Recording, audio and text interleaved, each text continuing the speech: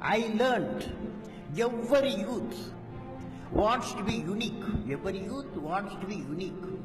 But the world around you is doing its best day and night to make you just everybody else. Whether you want to be you or everybody else. Everybody else is convenient at the first glance, but not satisfying in the long vision. The challenge, therefore, my young friends, is that you have to fight the hardest battle which any human being can ever imagine to fight, and never stop fighting until you arrive at your destined place. That is the unique you. To get the unique you, it's a big battle.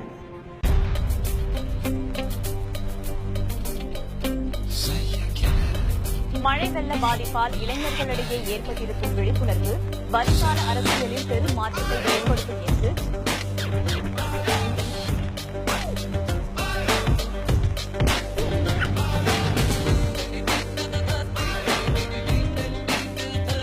நல்லவங்க எங்களுக்கு எப்படிப்பட்ட ஆள் வந்தாலும் சரி, மக்களுக்கோசம் இறங்கி வேலை செய்யறவங்க கண்டிப்பா நாங்க முதலமைச்சரை கொண்டு வருவோம். மக்களுக்கு நல்ல சேவை செய்யறவங்க தான் வரணும், ஏமாத்தி சாப்பிடுறவங்க வரக்கூடாது. மாறுதல் வந்தா நல்லா இருக்கும். அது யார் வந்தாலும் சரி. எக்ஸ்பெக்ட் பண்றது என்னன்னா நல்லா படிச்சவங்க வரணும் அப்படின்னு சொல்லிட்டு, அதனால எப்படி வருவாங்க. ஒரு புதுசா ஒருத்தர் வரணும் எதிர்பார்க்கிறோம். அது படிச்சவங்க ஒரு IAS ஆபீஸ் மாதிரி வந்தாங்கன்னா தமிழ்நாடு கரெக்டா இருக்கும் எதிர்பார்க்கிறோம். நம்ம புதுசா இருக்கவங்க யாராவது ஒருத்தர் வந்தா பெட்டரா இருக்கும்னு எனக்கு தோணுது. 2 பேர் ஆல்ரெடி ரூல் பண்ணிருக்காங்க. சோ ட்ரை பண்ணலாமே, புதுசா ஒருத்தர் வந்து என்ன பண்றாங்க சம்திங்கான ஒரு புது விதமான ஒரு மாற்றங்கள் ஏற்படுன்றதுதான் இப்போ உள்ள நிலைமை. சாதாரண ஒரு எம்ப்ளாய்மெண்ட் போங்க, என்ன ஒரு சின்ன வேலைக்கு கேட்கறாங்க, குவாலிபிகேஷன் கேட்கறாங்க.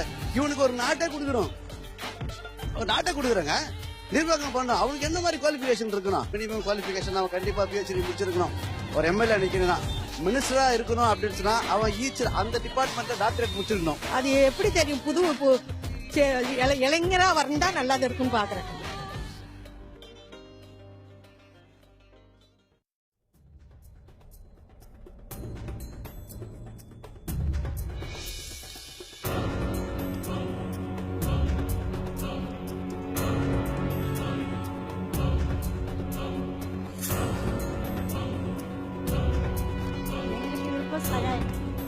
வரணும் சார், வரணும். என்ன காரணம்?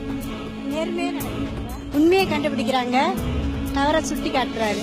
அடுத்த வாட்டி யாரும் சகாயம் பண்ணா நல்லா இருக்கும். IAS சகாயம் பண்ணா பெட்டரா இருக்கும். ஒரு சின்ன கேம்பெயின் ஸ்டார்ட் பண்ணோம், சகாயம் ஐயாவை முன்னிறுத்தி.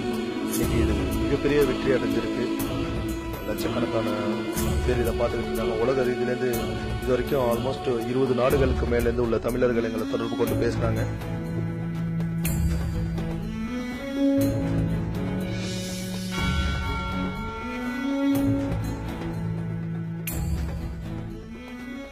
எல்லாமே ஒன்றிணைறதுலதான் இதுல முக்கியமான ஒரு விஷயமே என்னன்னா, நம்ம அனைவரும் ஒன்றிணைஞ்சு ஓரணியா செயல்பட்டு ஒரு தலைவனை தேடி நம்ம போறோம். அந்த தலைவனோட வருகை தான் இதோட மாற்றம்.